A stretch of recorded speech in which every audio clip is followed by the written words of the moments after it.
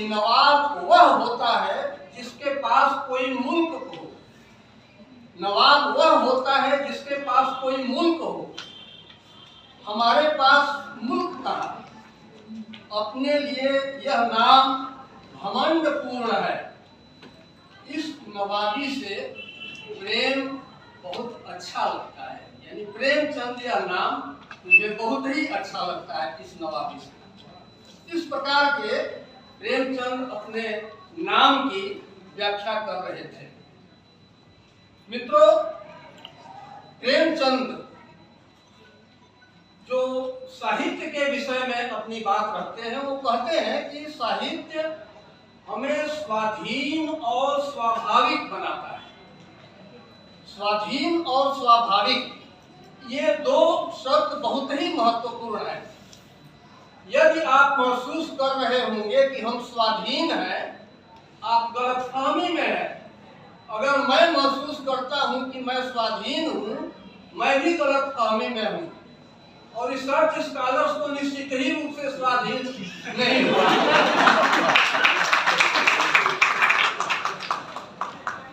तो प्रेमचंद कहते हैं कि साहित्य हमें स्वाधीन और स्वाभाविक बनाता है।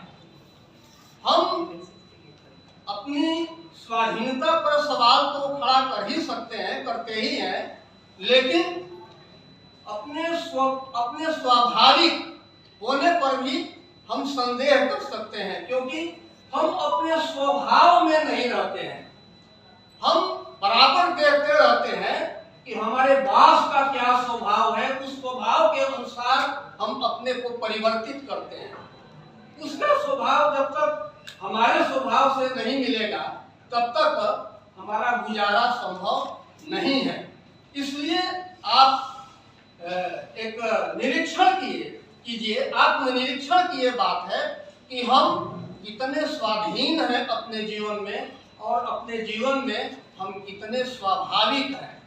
स्वाभाविक यह व्यवस्था हमें नहीं रहने दे रही है। कई प्रकार के संकट यह व्यवस्था हमारे सामने प्रस्तुत कर रही है, जो हमें स्वाभाविक नहीं रहने दे रही है। हमारे आसपास का जो वातावरण है वह हमें स्वाभाविक नहीं रहने दे रहा है। इसलिए हमें आत्मनिरीक्षण की आवश्यकता है। मित्रों, प्रेमचंद जब लिखते थे, उन्होंने लेखन के बारे में, अपने लेखन के बारे में कहा कि हिंदी में आज हमें न पैसे मिलते हैं न यश मिलता है। ये प्रेमचंद की अनुभूति है कि हिंदी में आज हमें न पैसे मिलते हैं न यश मिलता है। इस संसार में लेखक को चाहिए कि किसी की भी कामना न किए वह लिखता है, वह लिखता है, लेखक का उत्तरदायित्व है। यदि हम यश की कामना करते हैं तो स्थिति यह है कि जब तक 10, 15, 20 लाइक्स नहीं मिल जाते हैं, कुछ कमेंट्स नहीं आ जाते हैं, तब तक हम फेसबुक निहारते रहते हैं कि कितना आया, कितना किससे क्या लिखा। तो प्रेमचंद हमें यह सीख देते हैं कि यश की या पैसे की कामना किए बिना आदमी को हमेशा, लेखक को लिखते रहना चाहिए। लिखना उसका दायित्व है। जैसे किसान का दायित्व फसल उत्पन्न, ये खेती करना है, उसी तरह से लेखक का दायित्व लिखते रहना है। मित्रों, ये प्रेमचंद का समय और महात्मा गांधी का समय लगभग एक ही है। सन 1914 से प्रेमचंद ने लिखना शुरू किया था और सन 1915 में महात्मा गांधी का भारत की राजनीति में आगमन होता है। ये और महात्मा गांधी जो दक्षिण अफ्रीका में एक बहुत बड़ा संघर्ष करके भारत की राजनीति में पदार्पण करते हैं, तो सुनने में आता है कि गांधी फिल्म के पहले गांधी जी को विदेश में कोई जानता ही नहीं था, जबकि गांधी जी का संघर्ष हुए दक्षिण अफ्रीका से शुरू हुआ। हो सकता है दक्षिण अफ्रीका को कहने वाले ने भारत ही समझ लिया हो कि दक्षिण अफ्रीका भी भारत ही है, इसलिए विदेश में गांधी जी को कोई नहीं जानता। इस प्रकार की भी बातें हम सुनते हैं। मित्रों,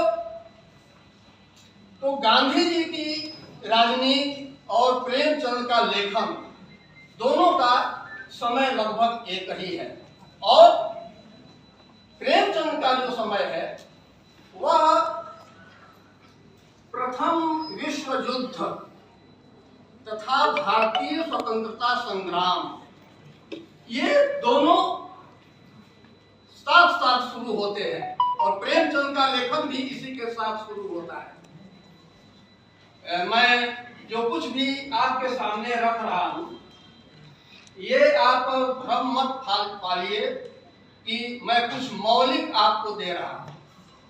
मैंने रामविलास शर्मा, नामोर सिंह, मैनेजर पांडे, वीर भारत तलवार, हंसराज रहबर जैसे प्रेमचंद के जो व्याख्याता रहे हैं, उन्हीं से कुछ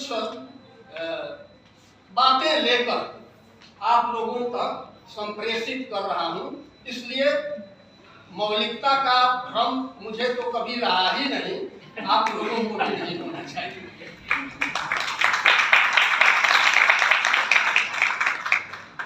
हम महसूस करते हैं प्रेमचंद के साहित्य को पढ़ते हुए कि प्रेमचंद का समूचा साहित्य ब्रिटिश सत्ता, पूंजीपति वर्ग, अफसर, बड़े व्यापारी और धर्म सत्ता पर कब्जा जमाए पुरोहितों और मौलवियों के विरोध का साहित्य है। आप महसूस कीजिए कि कितने मोर्चों पर प्रेमचंद को संघर्ष करना पड़ा था। यानी ब्रिटिश उपनिवेशवाद, पूंजीपति वर्ग, अफसर, बड़े व्यापारी, धर्म सत्ता पर कब्जा जमाए पुरोहित और मौलवी सभी प्रेमचंद के निशाने पर थे, और ये सभी के निशाने पर प्रेमचंद भी थे। ऐसा नहीं कि प्रेमचंद को इन सबों ने छोड़ दिया था। प्रेमचंद के विषय में आप जानते हैं कि महात्मा गांधी का गोरखपुर में एक भाषण सुनकर उन्होंने सरकारी नौकरी से इस्तीफा दे दिया था। 22 साल की जमी जमाई नौकरी से प्रेमचंद ने इस्तीफा दिया था, बिना सोचे कि हमारे परिवार का यानी बाल बच्चों का भविष्य क्या होगा। प्रेमचंद ने आजादी की लड़ाई में इस प्रकार से अपनी भूमिका का निर्वाह किया था। वीर भारत तलवार ने एक लेख लिखा है, जो लेख पहल पत्रिका के 79वें अंक में वो लेख छपा है, राष्ट्रवाद और प्रेमचंद। वीर भारत तलवार का कहना है, वो लूसिए गोल्डमान का जिक्र करते हैं, और लूसिए गोल्डमान 2 शब्द देते हैं, एक रियल कॉन्शसनेस और दूसरा पॉसिबल कॉन्शसनेस। रियल कॉन्शसनेस यानी जो यथार्थ है उस यथार्थ का चित्रण, और पॉसिबल कॉन्शसनेस जो यथार्थ के अतिरिक्त संभाव्य है, जो घटित हो सकता है। वीर भारत तलवार का कहना है कि प्रेमचंद पॉसिबल कॉन्शसनेस के कथाकार थे, क्योंकि जमींदारी प्रथा का उन्मूलन भारत की स्वाधीनता प्राप्ति के बाद हुआ, लेकिन प्रेमचंद के लेखन में जमींदारी प्रथा का उन्मूलन जब से प्रेमाश्रम उपन्यास छपता है, प्रेमाश्रम उपन्यास के प्रकाशन के साथ ही जमींदारी प्रथा का उन्मूलन हो, यह प्रेमचंद की आवाज थी। रंगभूमि में, प्रेमाश्रम में, या जितने किसान जीवन पर आधारित प्रेमचंद के उपन्यास हैं, सभी में प्रेमचंद ने यह आह्वान किया कि जमींदारी प्रथा हमारे देश की प्रजा के लिए एक प्रकार से दुश्मन है, इसका खात्मा होना चाहिए, इसका विनाश होना चाहिए। इस प्रकार के प्रेमचंद का साहित्य है। मित्रों, रंगभूमि उपन्यास पर बात करने से पहले वीर भारतोलवाल ने ही जिक्र किया है, हमें विध्वंस कहानी पढ़नी चाहिए। ये विध्वंस कहानी में एक चना भूंजने वाली बुढ़िया है जो अपना भार तैयार करती है, और उस चना भूंजने वाली बुढ़िया के जो भार है उस जगह पर वह कब्जा करना चाहता है जमींदार, और बुढ़िया को डांट फटकार कर मार पीट कर वह भार को तोड़ देता है और भार में आग लग जाती है, उसकी झोपड़ी में आग लग जाती है। और वह आग की लपट इतनी तेज गति से बढ़ती है, इतनी तेज गति से बढ़ती है कि जमींदार की बखार के साथ साथ पूरे भवन को वह आग की लपट अपनी चपेट में ले लेती है। अर्थात प्रेमचंद का कहना है कि गरीब की कुटिया को जलाओगे तो वह भी तुम्हें नहीं छोड़ेगा। ये प्रेमचंद अपने उपन्यासों और अपनी कहानियों के माध्यम से उसी समय संदेश दे रहे थे कि अगर गरीब की कुटिया को जलाओगे तो वह भी तुम्हें नहीं छोड़ेगा। प्रेमचंद ने ये चिट्ठी पत्री अगर आपने देखी होगी तो 26 दिसंबर 1934 में वो चिट्ठी लिखते हैं कि रंगभूमि is in my opinion the best of my work. हम लोग तो गोदान को प्रेमचंद का सर्वश्रेष्ठ उपन्यास कहते हैं, लेकिन खुद प्रेमचंद का कहना है कि रंगभूमि is in my opinion the best of my work. अपना सर्वश्रेष्ठ उपन्यास प्रेमचंद रंगभूमि को मानते हैं। हम लोग जब एमए में पढ़ रहे थे तो हमको पढ़ाया गया था, डॉक्टर नगेंद्र का कथन पढ़ाया गया था कि डॉक्टर नगेंद्र, जब गोदान उपन्यास छपा तो डॉक्टर नगेंद्र की प्रतिक्रिया थी कि गोदान में प्रेमचंद सब कुछ तो पा सके लेकिन रंगभूमि वाली ऊंचाई नहीं पा सके। ये डॉक्टर नगेंद्र की प्रतिक्रिया थी जब रंगभूमि उपन्यास प्रकाशित हुआ था। और खुद प्रेमचंद का कहना है कि रंगभूमि सामाजिक की अपेक्षा राजनीतिक उपन्यास ज्यादा है। सामाजिक की अपेक्षा राजनीतिक उपन्यास ज्यादा है, ये प्रेमचंद खुद स्वीकार करते हैं। और मित्रों, प्रेमचंद की कोई भी रचना आप पढ़िए, चाहे उपन्यास हो चाहे कहानी हो, तो स्पष्ट रूप से एक वर्ग चेतना, एक वर्ग दृष्टि प्रेमचंद के साहित्य में हमें दिखाई पड़ती है। और वर्ग चेतना रंगभूमि में किस प्रकार का वर्ग है? रंगभूमि में सूरदास, जगधर, भैरव, मिठुआ, घिसुआ, सुभागी, यह एक वर्ग में आते हैं जो गरीब है और जो शोषित वर्ग है। और दूसरे वर्ग में जाम सेवक, महेंद्र प्रताप, कुंवर भरत सिंह, क्लार्क जो अंग्रेज अफसर है, ये सब दूसरे वर्ग में आते हैं। यानी शोषक और शोषित प्रेमचंद के यहाँ ये स्पष्ट रूप से हमें दिखाई पड़ते हैं। लेकिन जो शोषित वर्ग है, उस शोषित वर्ग के साथ एक कास्ट भी लगा हुआ है, यानी कई जातियां। यानी इस रंगभूमि उपन्यास में जो भैरव है वो पासी जात का है, सूरदास खुद चमार जात का है, लेकिन शोषित वर्ग में ये कई जातियां हैं और ये कास्ट कॉन्शसनेस या कास्ट और क्लास दोनों जैसे एक साथ जुड़े हुए हमें प्रतीत होते हैं। आज भी आप देखेंगे कि जो SC ST है, जो OBC है, वो निश्चित रूप से एक शोषित वर्ग के अंतर्गत हम देखते हैं, दिखाई पड़ते हैं, महसूस भी हम इन सब चीजों का करते हैं।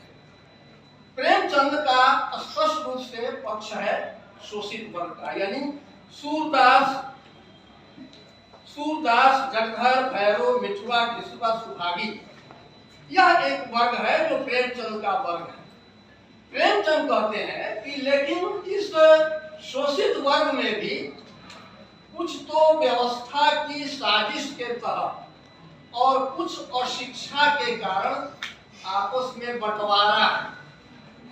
और आपस में बंटवारा ये रंगभूमि उपन्यास में स्पष्ट रूप से दिखाई पड़ता है, क्योंकि भैरव जब अपनी स्त्री सुभागी को पीटता है और सुभागी को पीटता है तो सुभागी जाकर कहाँ शरण लेती है?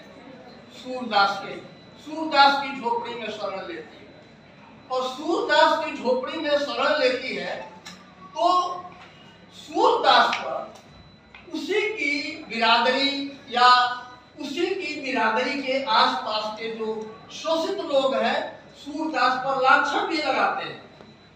उसी गांव में सूरदास एक लांछित व्यक्ति के रूप में, क्योंकि सुभागी उसके घर में शरण लेती है। और सुभागी क्या करती है? सुभागी का कहना है कि सूरदास हम गरीब औरतों का एक ही आधार है। सूरदास हम गरीब औरतों का एक ही आधार है, नहीं तो मोहल्ले में मर्द औरतों को कभी जीते जी न छोड़ते। ये अपनी बिरादरी के पुरुषों के लिए सुभागी कह रही है। सूरदास हम गरीब औरतों का एक ही आधार है, नहीं तो मोहल्ले में मर्द औरतों को कभी जीते जी न छोड़ते। मर्द चाहे औरत के अंग भंग कर दे, पोर काट डाले, कोई मना नहीं करता। यानी सुभागी की बिरादरी के लोग भी मना नहीं करते।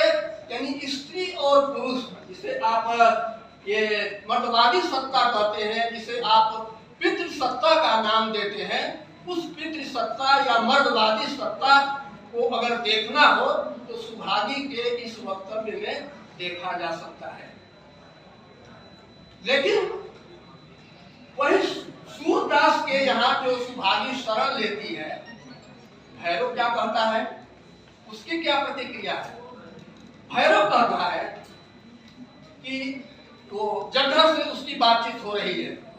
भैरव कहता है अभागिन गई भी तो चमार के साथ,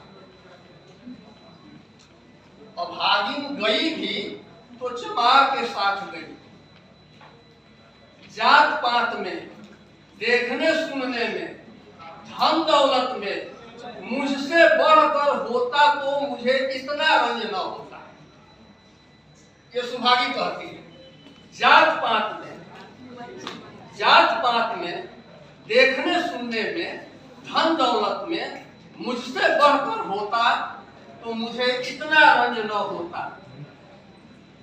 जाति व्यवस्था हमारे समाज में किस हद तक जड़ जमा चुकी है, इसका अंदाजा आप इसी भैरव के वक्तव्य से लगा सकते हैं।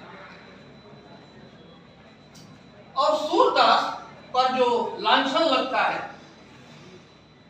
सूरदास उस लांछन से सबसे ज्यादा मर्माहत होता है। प्रेमचंद सूरदास को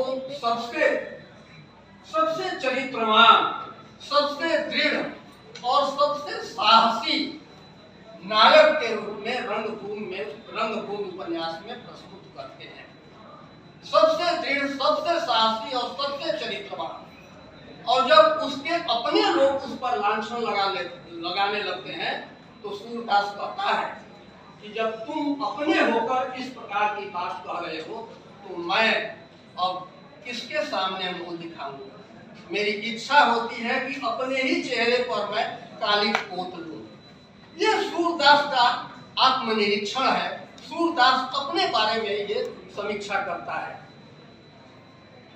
जब सूरदास की जमीन छीन ली जाती है जान सेवक के द्वारा, और जान सेवक राजा महेंद्र, कुंवर भरत सिंह ये क्लार्क, ये सब जब मिलकर सूरदास की जमीन छीनते हैं, कैसे छीनते हैं? सूरदास के जो अपने लोग हैं, उन अपने लोगों में पहले फूट डालते हैं। और रंगभूमि का एक पात्र कहता है कि सूरदास के लोगों को तो मैंने तरह तरह के लालच देकर फोड़ लिया है, लेकिन यह सूरदास अकेला ऐसा आदमी है जो किसी के कहने में नहीं आ रहा है। इतना वह दृढ़ निश्चयी है, इतना वह साहसी है, वह किसी तरह नहीं फूट पा रहा है, किसी तरह वह उसको हम समझा नहीं पा रहे। तो सूरदास के अपने लोगों को फोड़कर ये जो धनी वर्ग है वह सूरदास के विरोध में खड़ा हो जाता है, ये साजिश रच देता है।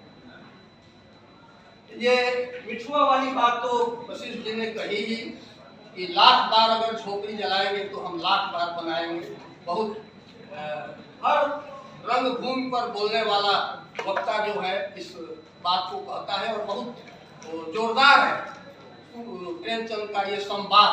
क्योंकि प्रेमचंद को आप देखेंगे रंगभूमि में, तो रंगभूमि में छोटे छोटे भी संवाद हैं और लंबे लंबे भी संवाद हैं।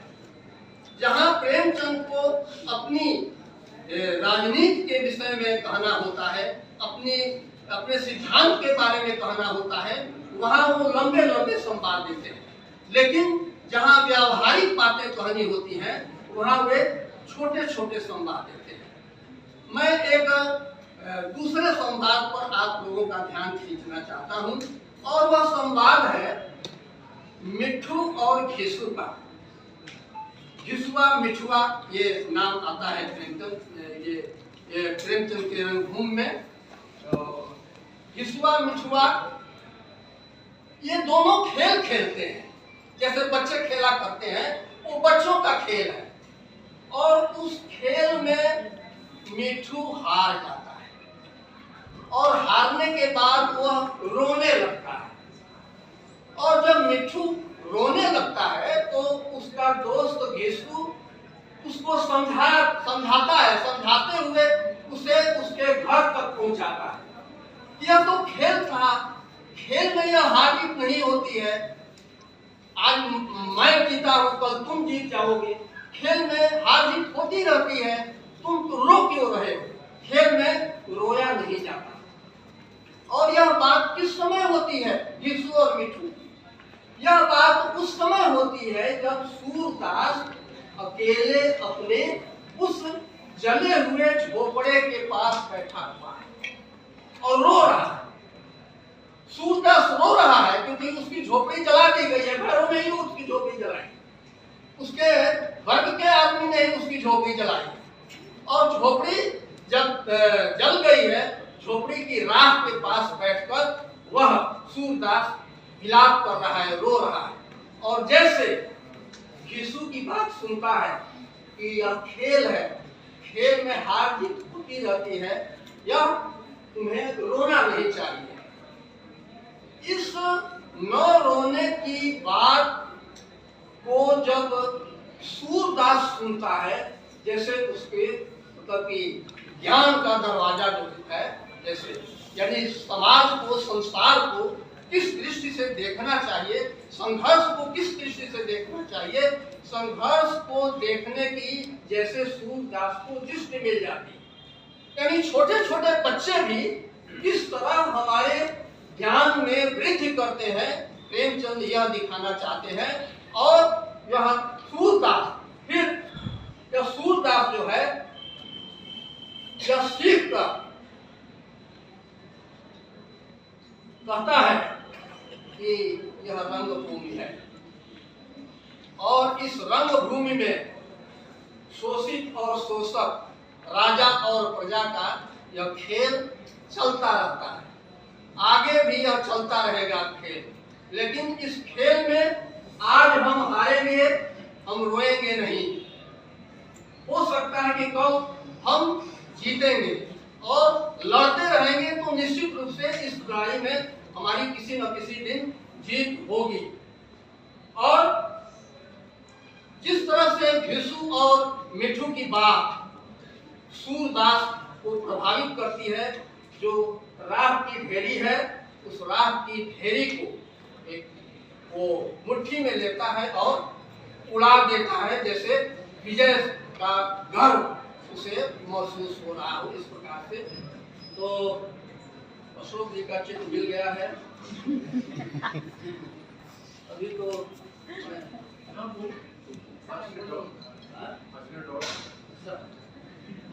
दत्त जी का आदेश 5 मिनट के लिए है, तो श्रोताओं की ओर से 5 मिनट में ले सकता हूँ, 10 मिनट।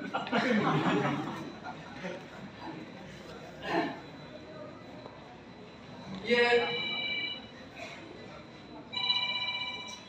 रंगभूमि के विषय में नामवर सिंह का भी एक जो आशीष त्रिपाठी ने पुस्तक संपादित की है, तो प्रेमचंद पर एक मुकम्मल पुस्तक संपादित की है उन्होंने, जिसमें कि नामवर सिंह के जितने वक्तव्य हैं उस पुस्तक में दिए हुए हैं।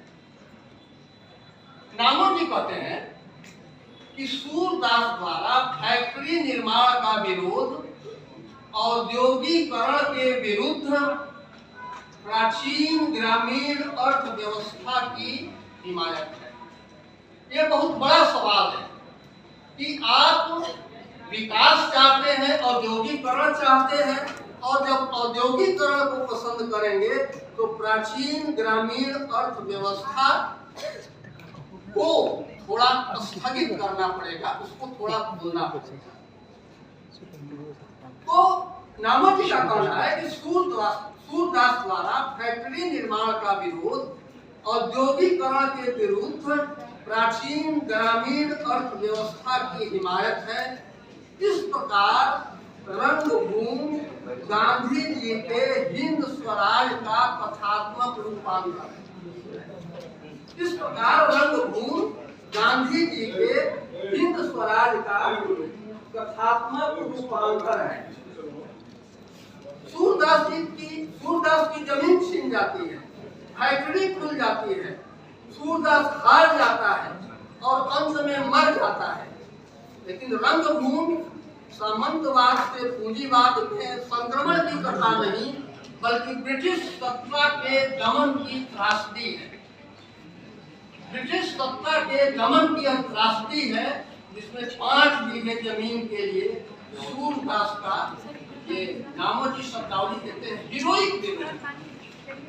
सूरदास का जो विरोध है वो हीरोइक विरोध है, और यह हीरोइक विरोध अपने पूरे गौरव के साथ रंगभूमि उपन्यास में प्रकट होता है। और एक बड़ी दिलचस्प बात नामवर जी कहते हैं कि भारतीय किसान की आश्चर्यजनक दृढ़ता रंगभूमि में है। मध्ययुगीन संतों का अक्कड़पन और फक्कड़पन सूरदास में दिखाई पड़ता है। इस प्रकार रंगभूमि में हमारे साहित्य की परंपरा झंकृत हुई है, और सूरदास इस उपन्यास में एक गीत भी गाता है, भाई क्यों रन से मुंह मोड़े, भाई क्यों रन से मुंह मोड़े, वीरों का काम है लड़ना, वीरों का काम है लड़ना, कुछ नाम जगत में करना, कुछ नाम जगत में करना, क्यों निज मर्यादा छोड़े, भाई क्यों रन से मुंह मोड़े, तू रंग भूमि में आया दिखलाने अपनी माया, क्यों धर्म नीति को तोड़े, भाई क्यों रंग से मुंह मोड़े। इस प्रकार मेरी समझ से यह रंगभूमि सिर्फ रंगभूमि नहीं है, बल्कि इसमें जो घटनाएं आती हैं उन घटनाओं से अगर रंगभूमि का नाम आप रणभूमि भी कर दें तो कोई हर्ज नहीं होगा। यह एक प्रकार से रणभूमि है।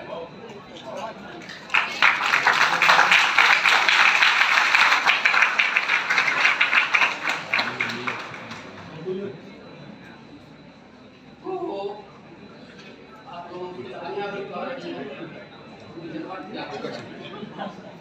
मैं एक वाक्य ये कथन से सूरदास भिखारी था अपंग था, अंधा था, दीन था, कभी घर पे जाना नसीब नहीं हुआ, तन पर कभी वस्त्र पहनने को न मिला, और हृदय धैर्य और क्षमा, सत्य और साहस का अगाध भंडार था। देह पर मांस न था और हृदय में विनय, शील, सहानुभूति भरी हुई थी। चरित्र के बल पर सूरदास के समक्ष जितने ये पूंजीपति हैं, राजा महाराजा हैं, सभी झुकने के लिए मजबूर हुए। इन्हीं बातों के साथ मैं यह वक्तव्य खत्म करता हूँ। रामविलास शर्मा का कहना था कि प्रेमचंद ने जो अयारी और तिलस्मी उपन्यास का जोर था और उसके पाठक, उसके लाखों पाठक ज्यादा थे। प्रेमचंद का सबसे बड़ा युगांतरकारी योगदान जो है वह यह है कि तिलस्मी और अयारी उपन्यासों के पाठकों को, लाखों पाठकों को उन्होंने सेवा सदन के पाठक के रूप में परिवर्तित कर दिया। इस प्रकार से प्रेमचंद हमारी चेतना को प्रकाशित करते हैं। और मैं वक्त से जरा भी नहीं मायूस। दौरे नौ जल्द आने वाला है। छोटों को भी जो नवाजेगा हमारे लिए वही मैं